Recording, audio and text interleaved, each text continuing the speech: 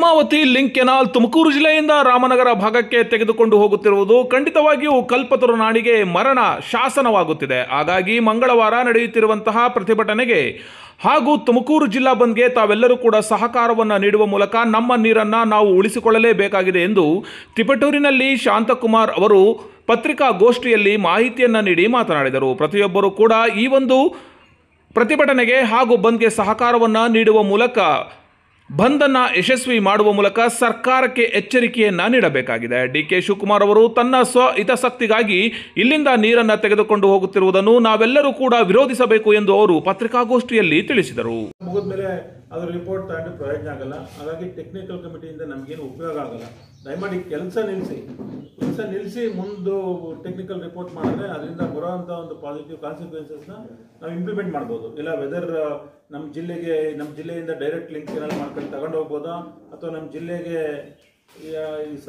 ಜಿಲ್ಲೆನಲ್ಲೇ ಸಾಕಾಗ್ತಾ ಇರೋದ್ರಿಂದ ಇದನ್ನ tender ಪ್ರಕ್ರಿಯೆನ cancel ಮಾಡಿ ನಮ್ಮ ಜಿಲ್ಲೆಗೆ ಅನುವು ಮಾಡಿಕೊಡ್ಬೇಕು ಅನ್ನೋದು ಅದನ್ನು ತೀರ್ಮಾನ ಮಾಡಬೇಕು. ಸೊ ಈಗಾಗಲೇ ನಮಗೆ ಗೊತ್ತಿರೋಂಗೆ 25 TMC ನಮ್ಮ ಜಿಲ್ಲೆಗೆ ಬರುತ್ತೆ. 24.5 TMC ನಮ್ಮ ಹೇಮಾವತಿ ಕೆನಾಲಿಂದ ನಮ್ಮ ಜಿಲ್ಲೆಗೆ ಬರುತ್ತೆ. ನಮ್ಮ ಜಿಲ್ಲೆನಲ್ಲಿ ಎಲ್ಲ ದೊಡ್ಡ ಜಿಲ್ಲೆ, ನಮ್ಮ ಬಹುಶಃ ಕರ್ನಾಟಕದಲ್ಲೇ ದೊಡ್ಡ ಜಿಲ್ಲೆ. ತಿಪಟೂರು, ತುರುವೇಕೆರೆ, ಚಿಕ್ಕನಾಯಕನಹಳ್ಳಿ, ಗುಬ್ಬಿ, ಕೊರಟಗೆರೆ, ಮಧುಗಿರಿ, ತುಮಕೂರು ನಗರ, ಗ್ರಾಮಾಂತರ, ಕುಣಿಗಲ್ಲು, ಇಷ್ಟೆಲ್ಲ ತಾಲೂಕುಗಳು ಬರೋದು. 24 TMCನ ಯಾರಿಗೂ ಆಗಲ್ಲ. ಇವತ್ತು ಕೆಲವಾರು ಸಂದರ್ಭದಲ್ಲಿ ಬರಗಾಲ ಬಂದಾಗ 5 TMCನೂ ನಮ್ಮ ಜಿಲ್ಲೆಗೆ ಬರಲ್ಲ. ಅವತ್ತು ಎಷ್ಟೆಲ್ಲ ಹೊಡೆದಾಡಿದೀವಿ. ಉದಾಹರಣೆಗೆ ನಮ್ಮ ತುಮಕೂರು ಜಿಲ್ಲೆ, ನಮ್ಮ ತಿಪಟೂರು ಇವತ್ತು ಕುಡಿಯೋ ನೀರಿಲ್ಲದೆ ಎಷ್ಟೋ ಬಾರಿ ನಾವೆಲ್ಲ ಟ್ಯಾಂಕರಲ್ಲಿ ವರ್ಷವಿಡೀ ಹೊಡೆದಿರೋದು ನೋಡಿದ್ದೀರ. ಅವತ್ತು ನೀರನ್ನೇ ಇರಲಿಲ್ಲ ತಿಪಟೂರು ಕೆರೆಗೆ. ಅಂಥ ಸಂದರ್ಭದಲ್ಲಿ 5 TMCನೂ ಬರಲ್ಲ. ಸೊ ಇವತ್ತು ಬಹುಶಃ ಸಚಿವರು ಅರ್ಥ ಮಾಡ್ಕೋಬೇಕು. ಇವತ್ತು ಇರೋದೇ ಹೇಮಾವತಿ ಕೆನಾಲಲ್ಲಿ 30 TMC, ಅದರಲ್ಲಿ 6 TMC ಏನೋ ಚನ್ನರಾಯಪಟ್ಟಣಕ್ಕೆ ಹೋದರೆ, 24 TMC ನಮ್ಮ ಜಿಲ್ಲೆಗೆ ಬಂದರೆ ಅದರಲ್ಲಿ ನೀವು 12-13 TMC ಬಹುಶಃ ಈಗಿನ ಲೆಕ್ಕ ಪ್ರಕಾರ 12.5 TMC ಏನೋ ಡೈರೆಕ್ಟ್ ಲಿಂಕಿನಲ್ಲಿ ತಗೊಂಡು ಹೋಗ್ತಾ ಇದ್ದಾರೆ. ಇದನ್ನ ಇನ್ನು ಉಳಿದಿರೋ 10 TMCನಲ್ಲಿ ಯಾವ ತಾಲೂಕಿಗೆ ಇದು ಉಪಯೋಗ ಆಗುತ್ತೆ? ಇದು ಬಹುಶಃ ನಮ್ಮ ಜಿಲ್ಲೆಗೆ ಎಲ್ಲ ರೈತರು ನೇಣಾಕೋ ಪರಿಸ್ಥಿತಿ ಬರುತ್ತೆ ಮುಂದೊಂದು ದಿವಸ. ಇಂಥ ಒಂದು ಡೈರೆಕ್ಟ್ ಲಿಂಕಿನಲ್ಲಿ ಮಾಡಿ ನಮ್ಗೆ ಯಾವುದೇ ನೀರಿನ ಸಮಸ್ಯೆ ನಮ್ಮ ತಾಲೂಕಿಗೆ ಇರ್ಬೋದು, ಚಿಕ್ಕನಾಯಕನಹಳ್ಳಿ ಇರ್ಬೋದು, ಎಲ್ಲ ಈ ಒಂದು ಭಾಗದ ಜನತೆ ಬಹುಶಃ ನೀರಿಲ್ಲದೇ ಪರಿತಾಪ ಪಡಬೇಕಾಗತ್ತೆ. ಕೃಷಿನೂ ಮಾಡೋಕ್ಕಾಗಲ್ಲ. ಯಾಕೆಂದ್ರೆ ಈ ಬಾಡು ಕಲ್ಪತರು ನಾಡು ತೆಂಗು ಬೆಳೆಗಾರರಿಗೆ ಇವತ್ತು ಇಡೀ ನಮ್ಮ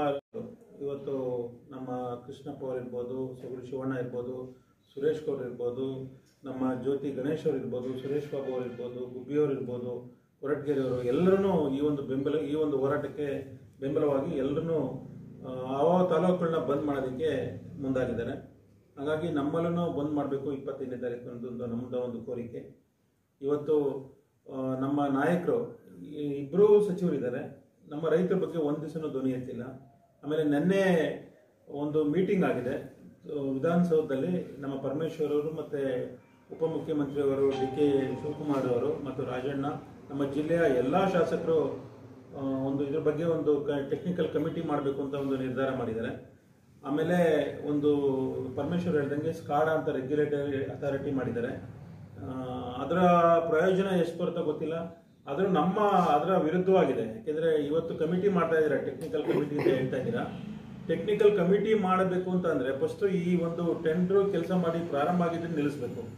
ಇವತ್ತು ಅದಕ್ಕೆ ಯಾವುದೇ ನಿಲ್ಲಿಸೋದಕ್ಕೆ ಏನೂ ಚಾಲನೆ ಕೊಡ್ದಲೇ ನಿರಂತರವಾಗಿ ಕೆಲಸ ಮಾಡ್ಕೊಂಡು ಕೆಲಸ ಆದಮೇಲೆ ನೀವು ಅದರಿಂದ ಕಮಿಟಿ ಪ್ರಯೋಜನ ಏನು ಬಂತು, ಕಮಿಟಿ ರಿಪೋರ್ಟ್ ಏನು ಬಂತು, ಅದರಿಂದ ಪ್ರಯೋಜನ ಆಗಲ್ಲ.